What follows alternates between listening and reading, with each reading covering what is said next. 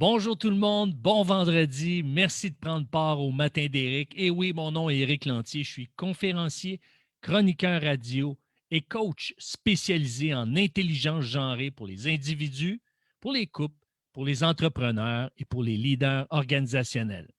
Alors, je suis en train de finaliser une série et oui, on va finir lundi et aujourd'hui, on est à notre 7e partie à comment obtenir plus de soutien de la part de son partenaire. Et oui, on veut que notre partenaire, spécialement si on est une épouse, si on est une conjointe, on veut que notre partenaire puisse nous offrir du soutien, nous soutenir. On veut se sentir soutenu lorsqu'on est une épouse et parfois, on cherche à avoir du soutien, mais on ne l'obtient pas. Ou parfois, on cherche à avoir du soutien et malheureusement, on n'obtient pas satisfaction. Pourquoi? Parce qu'il y a une façon de demander à un homme, il y a une façon d'aller le chercher, il y a une façon de demander à un homme pour obtenir ce soutien-là. Et je sais, mesdames, que vous souhaiteriez qu'il puisse détecter que vous avez besoin et puisse courir vers vous pour vous offrir de l'aide. Évidemment, c'est ce que vous souhaitez. Et messieurs, quand vous voyez votre conjointe dans le besoin, allez l'aider immédiatement. C'est important. Par contre, ce qu'il faut comprendre, mesdames, c'est qu'un homme a besoin qu'on lui demande, a besoin d'entendre que vous avez besoin de lui. À ce moment-là, on a vu dans les premières capsules comment demander correctement ce qu'il fait déjà pour vous pratiquer à demander correctement. Ensuite, on a vu que une femme doit se préparer à demander plus. Oui, elle peut demander plus, mais il y a une façon de le faire. On en a parlé hier. Et là, on est dans notre troisième phase, notre troisième étape, demander en imposant le respect. Et oui, l'art de demander en imposant le respect consiste à demeurer silencieuse après avoir fait une demande.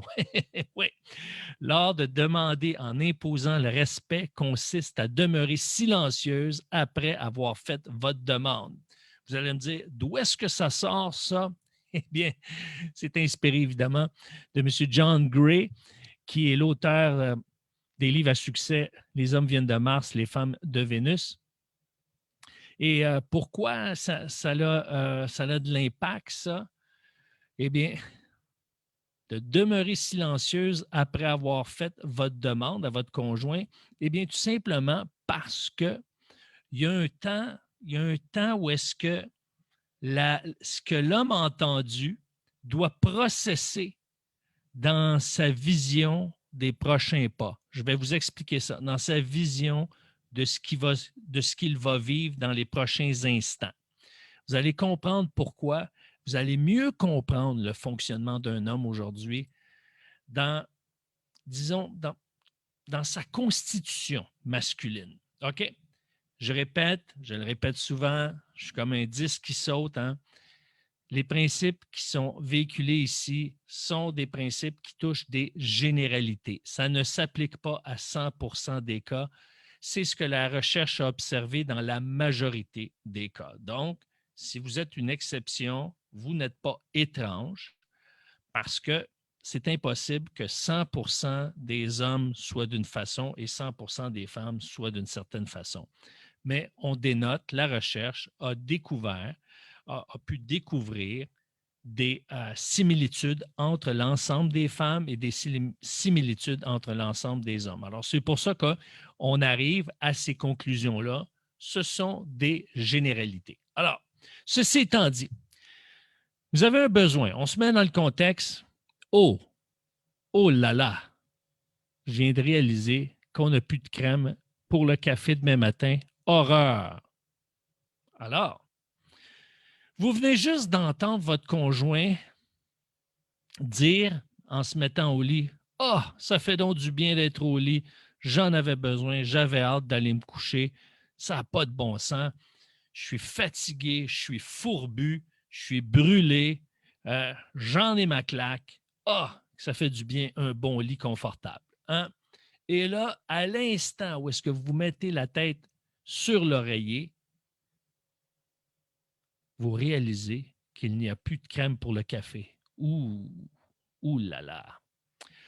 Alors, Vous lui dites, chérie, sais-tu quoi? Il n'y a plus de crème pour le café. Irais-tu en chercher, s'il te plaît? Et là, attendez-vous à entendre un son du genre ou oh non! C'est certain qu'il va se plaindre, il va rechigner, il va chercher des excuses et peut-être dans certains cas, les plus intenses parmi les hommes vont rager. Maintenant, mesdames, tout se passe à cette étape-ci. C'est là que ça se passe. C'est là que ça passe ou ça casse. Vous avez fait votre demande, il y a une réaction. Il grogne. Il va peut-être marmonner.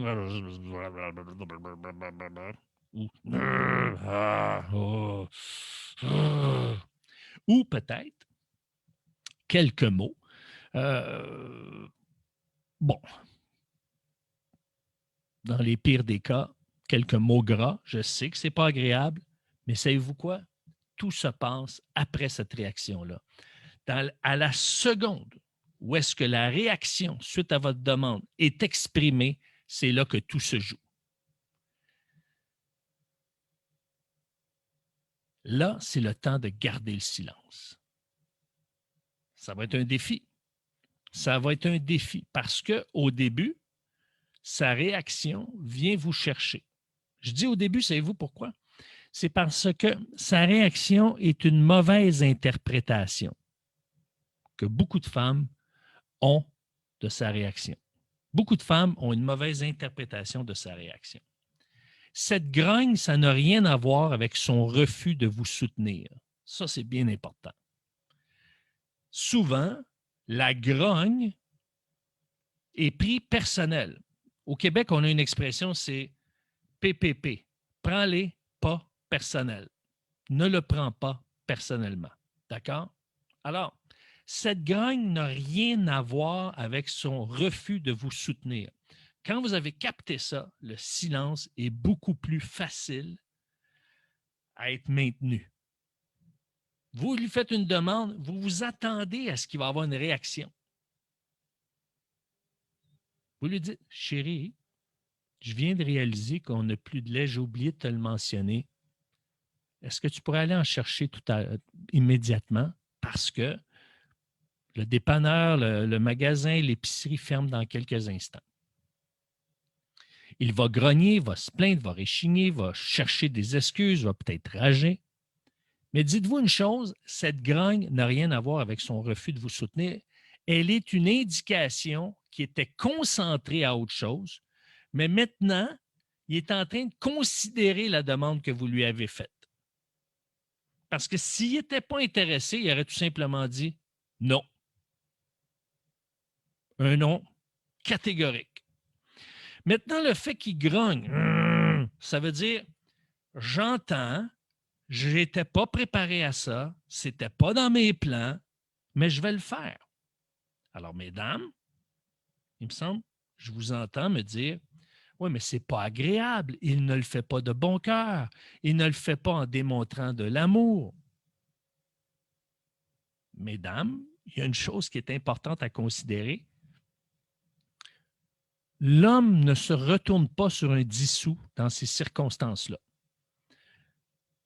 Au moment où est-ce qu'il vit son grognement, au moment où est-ce qu'il prend conscience que « Oh, je voulais me coucher », n'oubliez pas, un homme, c'est beaucoup plus séquentiel qu'une femme en ce sens que ça y va un morceau à la fois.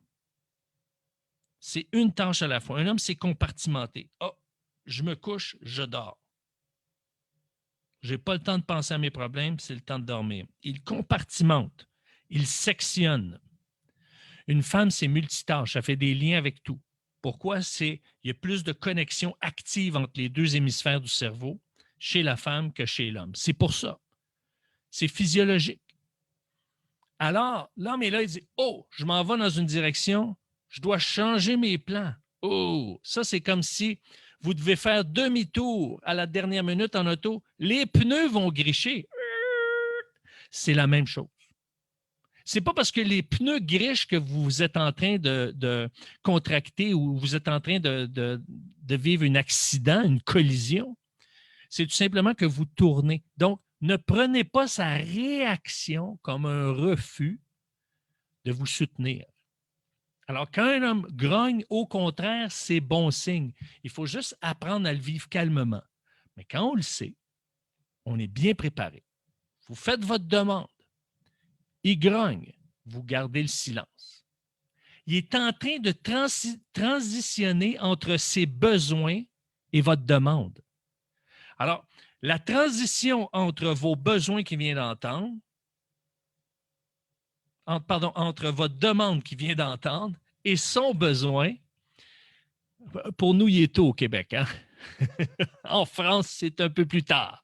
Alors, la transition entre ce qu'il vient d'entendre de votre part et son besoin crée un frottement qui s'exprime par un grognement. OK? Ce qu'il vient d'entendre et son besoin crée un frottement qui s'exprime par un grognement. Alors, ne prenez pas sa réaction au premier degré. C'est comme s'il est en train, là, il passe de la résistance interne à la digestion. Donc, c'est comme, là, il faut que ça passe, et là, il va le digérer. OK? C'est comme, comment dirais-je, je pourrais expliquer ça aussi, c'est comme un broyeur. Hein? Vous avez un évier, il y a un broyeur, vous mettez des déchets dans le broyeur, dans l'évier, ben, pas des déchets, mais des déchets alimentaires, OK? Des restants de nourriture. Et là, vous faites couler un peu l'eau, ça s'en va dans le tuyau et ça fait un son.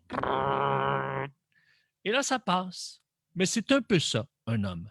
Alors, quand vous faites une demande de soutien à votre partenaire, faites la demande, gardez le silence, il va répliquer par un grognement ou par une phrase du type « Je suis fatigué, j'ai pas arrêté de la journée, j'avais hâte d'aller au lit ». Maintenant, vous allez avoir le goût, la démangeaison de répliquer en disant « Puis moi, je fais rien, puis moi aussi, j'ai une grosse journée, puis moi, j'ai fait ça, ça, ça, ça, ça ». N'entrez pas là, c'est là qu'une dispute, c'est là qu'il va y avoir une escalade, puis c'est là que vous allez vous coucher de mauvaise humeur. C'est là que tout se passe. Votre silence après sa réaction va faire toute la différence. Savez-vous pourquoi? Parce que de un, après son grognement puis sa réaction, si vous gardez le silence, là, si vous ne nourrissez pas le feu, là, ce qu'il va faire, il va se lever, il va s'habiller, il va y aller. Donc, votre silence apporte un gain considérable. Maintenant, si vous ne voulez pas perdre ce soutien, si vous ne voulez pas alimenter une dispute, le silence va vous être payant, mesdames. Je ne dis pas qu'il faut toujours garder le silence. Je ne dis pas qu'à chaque fois que votre mari lance une réplique, il doit garder le silence. Vous devez garder le silence. Ce n'est pas ça que je suis en train de dire. Je ne suis pas en train de dire qu'à chaque fois que vous parlez avec votre mari, il vous répond, vous n'êtes pas satisfait de sa réponse, vous devez garder le silence. Ce n'est pas ce que je dis. Je vous parle dans un contexte où est-ce que vous avez une demande à faire, il ne l'avait pas prévu, ce n'était pas dans ses plans, ça le dérange, il grogne, il réagit. Là, c'est le temps de garder le silence.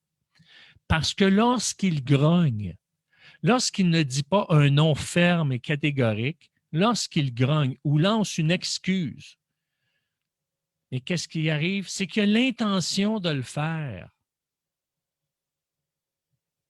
Ça, c'est la réalité de la majorité des hommes. Maintenant, quand vous faites une demande de soutien à votre partenaire, vous la lancez, gardez le silence, il va grogner, maintenez le silence. Et moi, je vous dirais, là, ça, ce n'est pas une donnée scientifique, mais au bout de 30 secondes, OK? C'est une évaluation personnelle. Là. C'est long, 30 secondes. Là. Si je fais un 30 secondes de silence sur cette bande-là, là, vous allez vous demander qu'est-ce qui se passe. Est-ce que mon son est correct? C'est long, 30 secondes. Mais je vous dirais qu'après 30 secondes, normalement, il devrait peut-être maugréer, mais il va le faire. Maintenant, qu'est-ce qui arrive? Si vous avez gardé le silence après qu'il ait grogné, lui, savez-vous qu'est-ce qu'il va capter? Que vous avez confiance en sa capacité de s'adapter et que vous avez confiance en sa capacité de dire oui. En d'autres mots, d'une manière très inconsciente, un homme est en train de manifester en grognant qui éprouve votre capacité de lui faire confiance à s'adapter et à dire oui à votre demande. Une autre façon de voir son grognement, sa réaction, c'est comme quand un homme se lève le matin, bon, encore une fois, ce n'est pas tous les hommes, mais il y a plusieurs hommes qui font ça. Ils se lèvent le matin, ils s'étirent. Ils font du bruit comme ça. Mais c'est un peu la même réaction.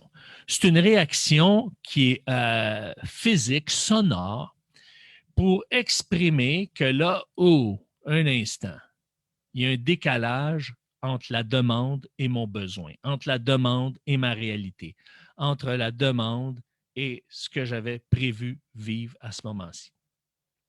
Alors, pourquoi c'est important de laisser grogner votre mari, votre conjoint? Bien, parce que si vous l'avez laissé grogner, vous avez gardé le silence, ça veut dire que vous avez accepté en cours de route qu'il va réaliser qu'il doit changer son plan de match pour vous. Il va, à ce moment-là, qu'est-ce que ça va faire? C'est que si vous l'avez laissé grogner et vous le laissez aller, dans l'attitude qu'il a pour l'instant, à un moment donné, son attitude va changer.